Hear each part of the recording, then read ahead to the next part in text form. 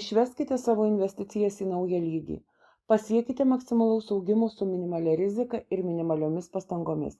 Cryptex idėja pirmą kartą buvo sukurta 2017 metais grupės nepriklausomų ekspertų ir valdytojų kriptografijos srityje. Cryptex yra jungiamoji jungtis tarp finansinių instrumentų ir kriptografijos. Dėka Cryptex ir hibridiniam DeFi kontraktui mes įgyjame tam tikrą nepriklausomybę, todėl kad atjungti DeFi protokolą praktiškai neįmanoma, net esant rimtos krizės sąlygoms. Štai kodėl nežiūrint į skaidrumą, konfidencialumą, anonimiškumą, stabilus investicijų rentabilumas žaidžia didelę rolę fintech srityje. Pagrindinė fintech veikla Cryptex yra staking DeFi.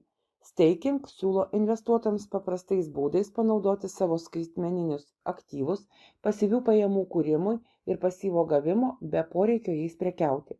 Jūs galite galvoti apie staking kaip apie kriptopinigų padėjimą į terminuotą sąskaitą su dideliais procentais.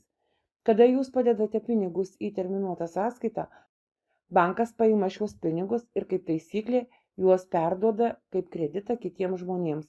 Mainais už tai, kad saugojate šiuos pinigus banke, jūs gaunate dalį paskolos palūkanų. Analogiškai, kriptovaliutos staking yra užrakintos po raktu, kad dalyvautų blokų grandinėje ir palaikytų jo saugumą mainais už kasdienį atlygį, apskaičiuojama procentais, kurio grąža paprastai yra daug didesnė nei bankų siūloma palūkanų norma. Staking tapo populiariu būdu gauti pelną iš kriptovaliutų jomis neprekiaujant.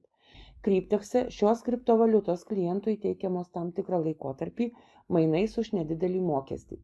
Tai pašalina paties kliento investavimo riziką. Kriptovaliutos širdis Cryptexe yra kliento piniginė kartu su hibridinė DeFi sutartimi. Piniginė yra visiškai anonimiška ir yra susieta tik su jos numeriu ir savininko elektroninio pašto adresu. Cryptex piniginė yra apdrausta 108 tūkstančiais JAV dolerių sumai. Pagal šį draudimą bankas suteikė 43 200 dolerių paskolą. Draudimo įmokos ir paskolos palūkanos mokamos iš vėlesnio pelno. Kai jau sudaryta hibridinė DeFi sutartis, kurios terminas 5 arba pasirinktinai 7 metai, ši suma pervedama į kriptovaliutų piniginę. Mokestis už DeFi hibridinės sutarties pasirašymą yra 100 JAV dolerių.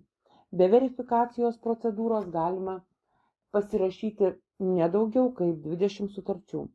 Kai tik 43 200 dolerių bus įdėti į piniginę, jie automatiškai pradeda dalyvauti DeFi stakinge. Ir nuo to momento pelnas bus įskaitytas į piniginę kasdien 7 dienas per savaitę.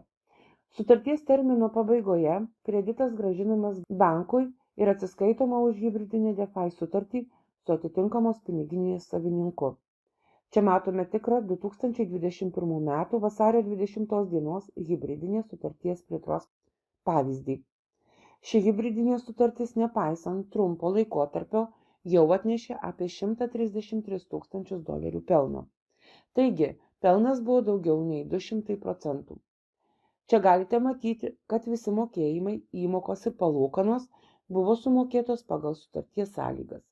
Tuo tarpu šios DeFi hibridinės sutarties likutis ir toliau didės, bet už tokią sutartį tereikia sumokėti labai mažai, tik 100 JAV dolerių.